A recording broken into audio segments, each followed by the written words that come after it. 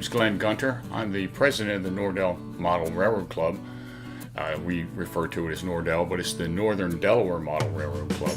The club was founded in 1993 by two guys that had an interest in railroading and model railroading. They put an ad in the paper, because that's what we did back then. We didn't have social media. And they were expecting a half dozen, maybe 10 people to show up. And they got almost 30 people to attend this meeting for the club. Quickly, they organized, they made the rules, they just basically got their charter going, and they quickly started looking for layout space. Because of the, as you know, the model railroad community, a developer and builder named Matt Minker was a train fan, and he developed this complex along with the Frawley Stadium, which is the Delaware Blue Rocks, and he had this space here. It's about 450 square feet, and it was not being used. It was just open attic space. So the club pulled some of their money and started actually that December a train show at the Cranston Heights Fire Hall, which then put them into enough money to start building. They put plywood floors down. A couple of the boys were electricians, so they put electricity in, drywall, drop ceilings, and they were ready to start their layout. Planning committee got together. They ran a CAD program. They ran it through the committees and the membership, and they agreed on this two-tier multi-level layout. They then agreed on the kind of the history of it. This was supposed to be a bridge line between the larger railroads, the B&O, the Pennsy, and as you go further south, the Norfolk and Western, Southern railroads like that. And construction began. The main yard is Hagerstown, and that's where mainly the switching takes place. And the Northern Delaware Railroad is supposed to be a fictional, as I say, the bridge line, but we also had traffic rights over the B&O pretty much from Wilmington, Delaware, down through Maryland into Hagerstown, and that's where we branched off towards the Winchester and Strasburg, Virginia. The primary commodity for the railroad is coal coming out of the Virginia regions, and we do have a port of Wilmington where we can take things on a ferry across to, for example, the DuPont experimental stations over there, or they can bring things over. The New Jersey Central could bring stuff and interchange with us at the port. We interchange out of Strasburg with the Southern Railroad. From Hagerstown, we'll go around, and we have a locomotive repair and shop facility. We cross the Potomac River, and we head on down south, or we call it east and west. If you're heading south, you're going west. If you're heading north, you're going east. Other railroads call it north and south if they're going east and west. So we do run some passenger service from Wilmington south. Occasionally we'll get some special express trains coming through. Often we have a seaboard coming up through Florida up to New York and vice versa, depending on the weather. Nordel does have a small passenger line. We just started a branch into Middletown, since we are a fictional railroad, for our peach traffic. Delaware is known for its peaches, so we're going to have traffic from Middletown, Delaware, up to the port for export. Our industries, we have a couple of quarries. We do have a coal mine there in Strasburg that we service. Local industries throughout. We have a couple of breweries. We do have a coal-fired plant. underneath our Hagerstown facility, that's Rising Sun. There's also a stone and asphalt plant that's serviced by the railroad.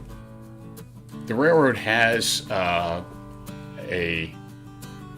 mixed fleet. We can do diesel or steam era, or a mixed era. There for a while, the club was getting older, the membership was getting older, and they wanted to go more steam.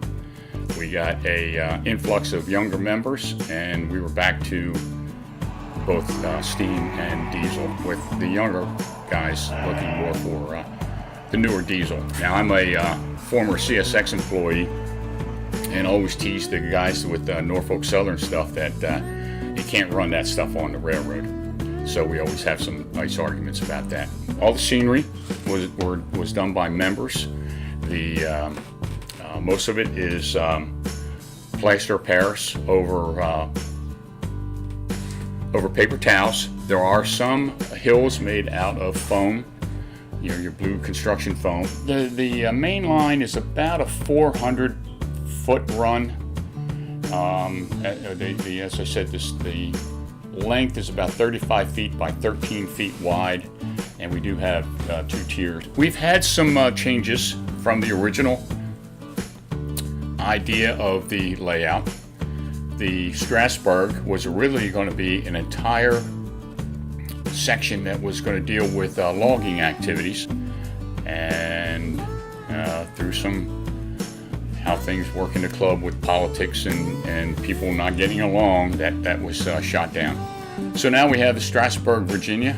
We have a little town there. We have a passenger station and a freight station, coaling, and a little engine house, which again interchanges with our Southern Railroad counterparts. All the kits are either scratch built, or we do have some nice wooden kits. The Delaware limestone and rock, our coaling tower were all handmade out of wood by a former member that was really known for boat building, and it did a terrific job. In fact, our Hagerstown yard office is actually a wooden structure. Operating sessions, we have any number of jobs depending on how many people come up. We have one job that just switches the Hagerstown yard. We have 1 or 2 passenger trains that run. We have Strasburg coal drag. We have a job that just works the mine. We have a couple of locals, you know, for whatever people want to run. If they just want to run in circles, we have jobs for that. If they want to do switching, we have jobs for that. We have a bridge that was built by a couple of former members. It's supposed to represent going over the Potomac River. It used to actually work, but we found that we never used it, so we just anchored it down. We constantly having to warn people about duck when you come under the bridge. One season we found that we were having a ton of derailments, and we looked and we found that at each end of the bridge we had a scale 3-foot gap, and that was causing our derailments. So we just anchored the bridge, ran through rail all the way, straight rail all the way through, and that eliminated a lot of our derailments. In the back we have a rather large helix that takes us from top to bottom and top to bottom. And we found sometimes during our open houses that our trains would get caught in the back room because it is such a long run, and we wouldn't have any trains running out in the main room. So we had to kind of pay attention to where trains were so that we'd keep people occupied.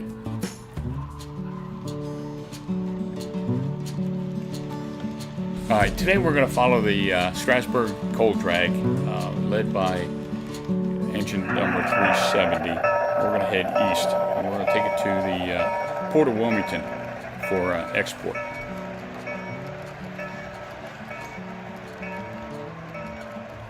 So as we depart Strasburg, we're heading east, and we're going to have to cross over and take us into Winchester.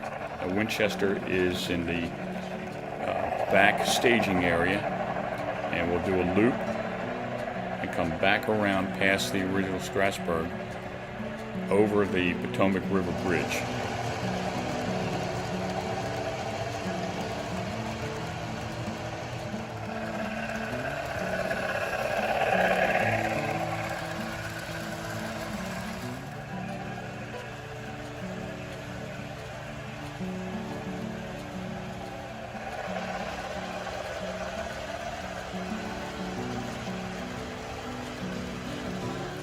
As we cross the Potomac River Bridge, we'll pass the Hagerstown car shops, engine facility, and we'll enter West Hagerstown, which is right there by the classification yard.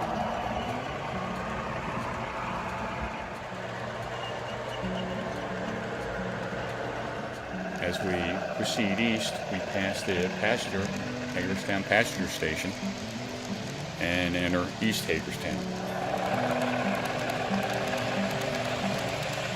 When we depart East Hagerstown, we enter the back room, which is our helix. And we'll take the helix down.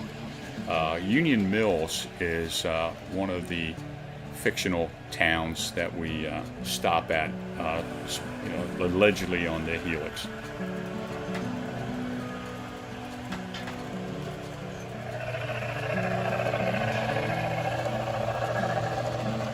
That'll bring us down and around to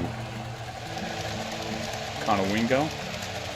Conowingo has a small yard for interchange and storage for the few industries we have there. We have a small station, a fruit and produce, and a small quarry.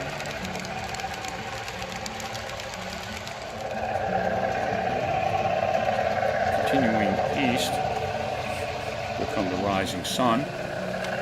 Rising Sun is represented by a small town and a gasworks and asphalt facility.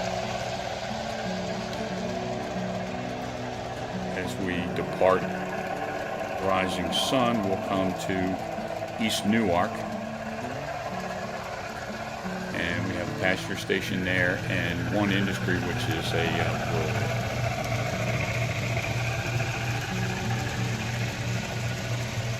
Departing Newark, we'll head back into the helix, and it'll take us around into Wilmington. We'll go past the Wilmington train station, around the town of Wilmington, and into the East Wilmington industrial area and Cherry Island. All right, so when we go past Wilmington back into the back room, we'll do a reverse, and we're coming right back past Newark and rerunning the layout again. All right, so I hope you enjoyed the layout visit. Thanks again for coming.